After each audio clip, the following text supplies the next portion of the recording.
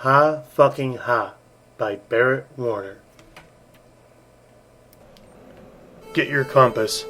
The awful is 8 miles inside you. Maybe these long leaf pines, these one-way towny streets, the inky river with its wooden launches and slow-moving party boats. The bad is everywhere. We are waiting for hope. What is taking so long? Why do we need so much diesel? This is us, heading south and south and south. The big black truck with 5 red diamonds painted on the side and antlers on the dash and 3 dogs in the cab. It stops here in a Virginia, and here in a Carolina, and here in a Florida, to the middle of a state whose shape has always reminded me of a holster. This is us, bivouacked, right on the trigger, our retinas blown by the collage of 22 asphalt hours. The motel lobby is lined with pensioners. The older you get, the more colors you wear. Squares of brightness on everyone wheeling golf duffels, propping their irons, making plans. The golf course seems designed for invalids. It only has 4 holes. "We got a pair of hipsters," one man says. Julia comes into the lobby behind me. 2 dogs on leashes, the oldest dog walking free. The golfers make a fuss, stroking, smooching. "Oh, I just love monkeys," Julia says, seeing a large photograph of a monkey staring at us in an ancestor's pose. "Eugenia Temple," a woman says, extending her hand to Julia. "They made Tarzan movies here in the 30s. Chimpanzees always escaping." Another man blocks out a sign. I squint at the edges of the words, trying to see around him and through him, blinking a Morse code, man overboard, world overboard. We settle into rooms, take off our clothes, lie on the bed, gaze at the chart of cracked lines on the ceiling. "You saw the sign," Julia says. The sign had said, "No swimming or fishing." Alligators have been known to eat dogs. Someone strung a leash over the sign. This is us, shacked up in the only motel that accommodates large animals, even though it has a lake that may devour them. The brown, the white, the gray, our labs could feed a small gator family, might even be leftovers. We find our own supper at a biker bar populated by hefty graying bikers. We poke at fish that stopped swimming months ago, listen to songs that we made love to in the last century. "Who is she?" Julia says. "She isn't anyone," I say. I study microbrewed plaques on the wall. Hopsy-turvy, gator ale. And some 50 miles away, the taste of blood is in the water. Julia weighs the current, waves her tail, hones in on the gore. You expect me to believe we're holed up nowhere, surrounded by geriatrics, sucking at pills so they can make it across the parking lot, and there isn't anyone here? Nobody you hope to run into? Why are you always running out to buy newspapers? "You're the only one," I say. "Did you fuck her?" she says. "No." "How many times?" she says. 10. What's that, about a year's worth of fucking? I put more ketchup on my fish and fries so that it looks like I'm making a meal of it. The server doesn't even ask. She just figures we need more wine, more beer. At the Dead Dog Motel, I offer to take out the dogs. They dart around the hedged landscaping. These are water dogs. They're known for diving, swimming, retrieving. Ordinarily, they'd be out on that lake. The slimier and spittier, the better. And this is a big, fat, dirty sex movie of a lake. But they're smart ones, these friends of men.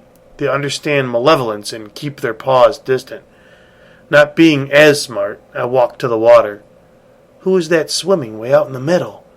The look and feel and smell of predatory silence, it gets your blood up, that big moon mirror.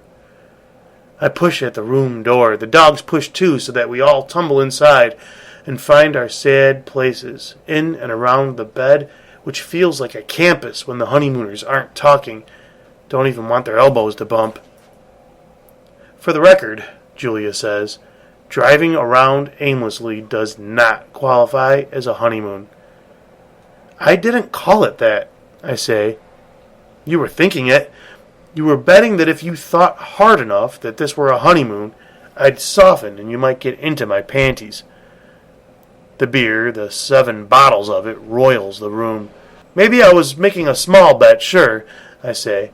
Visualize the goal and it will be yours. Okay, she says. Some honesty. Julia puts her hand on my cock. Her motion makes me think of thumb wrestling. Make-up sex, fidgets the brown dog. Jocko Bang leaps up to the bed, changes his mind, leaps down. Makes me want to throw tennis balls into the lake. At home, I walk around after sex. Go downstairs, check for trouble. Turn lights on, off. In motel rooms, there isn't any place to walk around. Julia gets dressed again. For future reference, it isn't a honeymoon unless there are horses, pretty ones, cantering on the beach. She leaves the room, probably not to buy me a local paper. I'm asleep when she comes back to bed. Naked, wet, cold, smelling of cypress. When you're wrong so often, you become desperate for the right answer. So much so that desperation gets easy.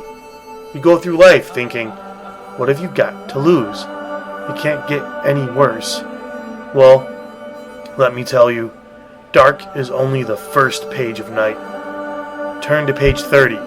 See the sad man making repairs with his miserable lover. Go to page 60. Read about the dawn, the rising and shining to Sanka and powdered eggs at the breakfasteria. The gators got one last night, Eugenia says. Her face is puffy with mourning. She points to a detective holding up the rags of Julia's clothing as if she had been eaten right out of them, her pants cut into dozens of triangle shapes. We take the retrievers outside to shit. A stray gull carries off a turd before we can bag it, flies into the lake's center but is taken under by something. The white dog, Misty Beethoven, isn't sure she wants the carriage anywhere, but we wrestle her into the truck and board the other 2, Jocko Bang and Templeton, and we drive to where the river port becomes open and woodsy. I drop her at a farm that has 60 horses, lots of trails, Spanish moss, cottonmouths. Have fun, I say. We'll just take a spin around and get you later. I'm keeping Jocko and Templeton, she says. They need exercise. Misty Beethoven gets carsick without the others. Drive diagonal across the tracks, she says.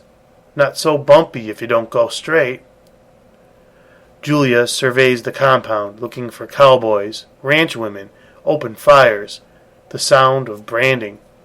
I hit the last blinking amber light west of town, where the road draws me deep inside the Ocala forest. The white dog is panting, stops breathing to vomit, licks it up, vomits again.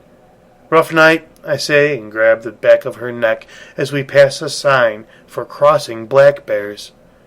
Being a follower, and to make it easier for the white dog, I slow down to 5 miles an hour, taking a position behind a small boy on a 2-wheeler. He glances back and tries to wave me around him, amazed expression on his face. I wave right back to reassure him, but he pedals faster. I take the truck up to 8 miles an hour. The boy is frantic, losing his steering angle, standing and punching at the pedal stirrups, and now shouting. I creep closer. Closer. The boy jags right and follows a lane back to some double-wides and a small, barren-looking store. The Chisholm Trail trading post. Could be native, someone might think, when she sees the red diamonds on the truck. I get out. The exhausted Misty hops after me. Front door rattles. We're closed, a woman says. Her hair is long and gray, braided way down her back. What you looking for? Don't know, I say. Guessed when I found it I'd know that was what I was looking for. This is as friendly as it gets for me, but the woman is alarmed. She yells over her bare shoulder, "Early!" She swallows a belt of whiskey to smooth her roughened tonsils. "You must be Early," I say. He's got the same long gray hair, big round belly. "Nothing to sell," he says. "Hurricane took the roof 5 years ago." "We're renovating," the woman says. Early curls a pipe wrench. "What about that boy's bike for $1?" The boy starts to cry. He hugs his bike. "All right, $5. Make it 10 and you've got a deal," Early says. The boy's crying isn't all that funny, but we start to laugh anyway, so that all of the woman's frown wrinkles disappear. I see now she's wearing turquoise over her bosom and on her wrists. If blue stones make you young, then Early's woman is about 20, in spite of her grandson, who's smirking now. $40, the boy says, taking a shot. It feels good to be in a country where nothing ever happens but merciless acts of God. It feels good to swap misfortunes in such a place. What will you take for the two-wheeler? What will you gimme for the badness in my heart? "What the hell is wrong with your dog?" the woman says. Misty Beethoven is on her back. Paws in the air, X's for eyes.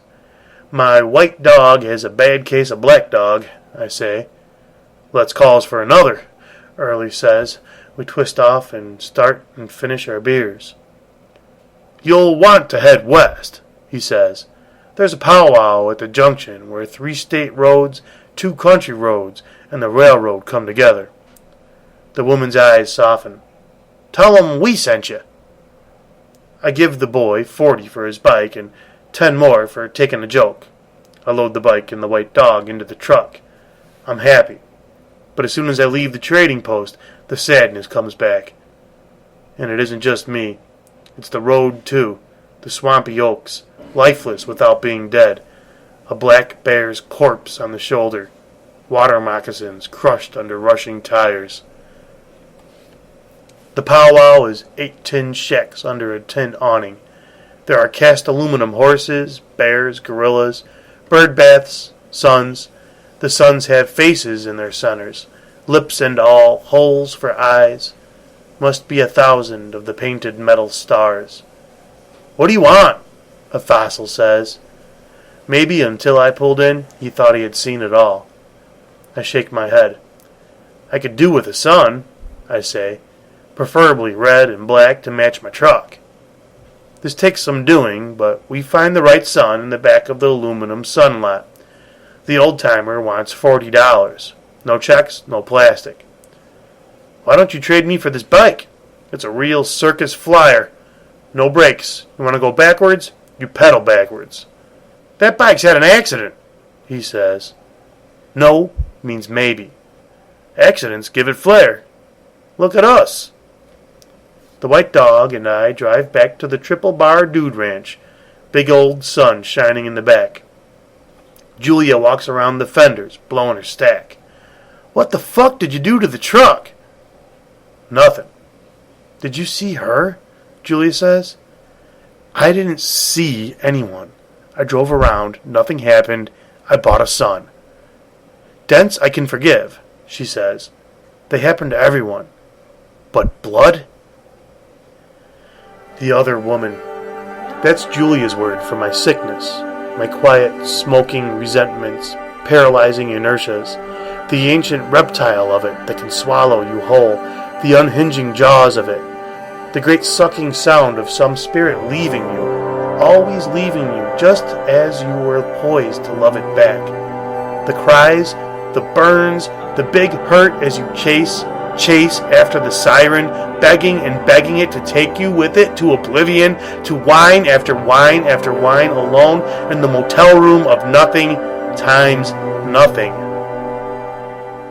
"Went for a swim," Julia says, coming back nude and wet. The brown dog just as nude and wet beside her. "Water's great. Lets the booze settle. It's what I came here for. A fuck, a ride, a dip. We can go home now." This is us. Sitting in the loaded truck in the morning, staring at the lake. A dozen alligators attacking something in the middle of the lake, foaming the water, the splashing wrath of true ghost killers. I thought the warning was a joke, Julia says. She offers to take the first leg of the drive back to Maryland. At home, I mount the sun on the east side of the house, perfect for early morning rituals, jumping, pushing, squeezing, cutting, blasting. When you want to off yourself, look up at Mr. Sun and smile back at him. It's a big one. You could see it a mile away. 3 weeks later, and it keeps me striding along, in spite of finches nesting in the eye holes. Look at the truck's fin fenders. You can see where I hit that bear, that small boy on a bike. It's some old version of myself that crashed a long time ago when I could still take a joke, crying so hard I laughed. Ha fucking ha, laughing at me, crashing into me again.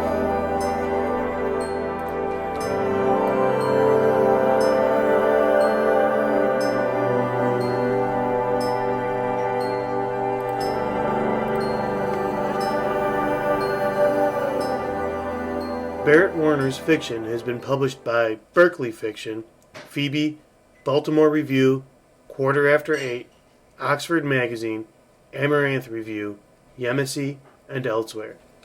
The music in this story is by John Praw. You can find more of his work at johnpraw.bandcamp.com.